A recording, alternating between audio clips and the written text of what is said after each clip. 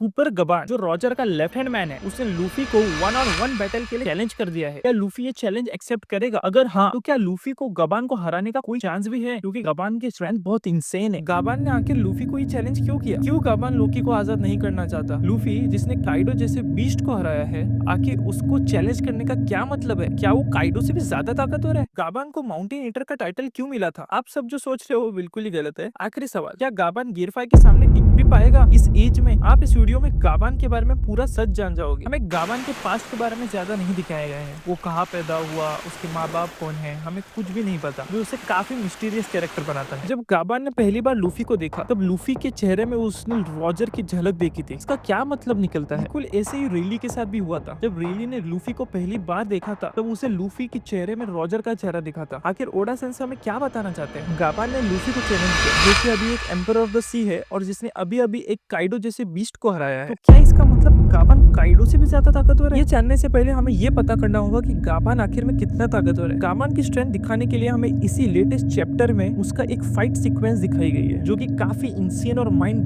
Blowing fight sequence है। Roger एक बार काफी बीमार होता है और उसको गाबान अपने पीठ पर उठाकर एक पहाड़ की दूसरी तरफ के हॉस्पिटल ले जा रहा होता है और उसी पहाड़ में 100 से भी ज्यादा खतरनाक पायरेट्स उसका इंतजार कर रहे होते हैं। गाबान उन सारे पायरेट्स को अपने सिर्फ एक हाथ से हरा देता है और क्रेजी फैक्ट तो ये है कि इस फाइट के बाद उस पूरे माउंटेन पे एक पेड़ भी नहीं बचता। इस एक ही किस्से से हमें उस इंसान की ताकत समझ आ सकती है जिसने एक हाथ में अपने कैप्टन को उठाकर अपने दूसरे हाथ से पूरा पहाड़ तबाह कर डाला। और इसी फाइट के बाद उसे माउंटेन ईटर का टाइटल भी मिला था। आप जो गुफा में घुस रहे थे वो गलत थी, तो ज्यादा गहराइयों में मत जाना। क्या इसका मतलब गाबान काइडो से भी ज्यादा पावरफुल है? इस चीज का जवाब हमें इसी चैप्टर में मिल जाता है। जब गाबान लूफी से मिला था, तब उसने कहा था तुम वही हो ना जिसने काइडो को हराया था? हाँ, आखिरकार मैं वे 20 साल बाद वानो में जा पाऊंगा। तो इस चीज से हमें ये पता चलता है कि गाबान काइडो से डरता था, तो गाबान काइडो से तो ज्यादा पावरफुल नहीं होगा। अगर गाबान काइडो से डरता था, तो उसने ऐसे बंदे को कैसे चैलेंज किया जिसने काइडो को हराया? इसका काफी सिंपल सा आंसर है, वो जस्ट लूफी के स्ट्रेंथ को टेस्ट करना चाहता है। और ये भी हो सकता है कि इस फाइट के दौरान वो लूफी को कुछ सिखाना चाहता हो,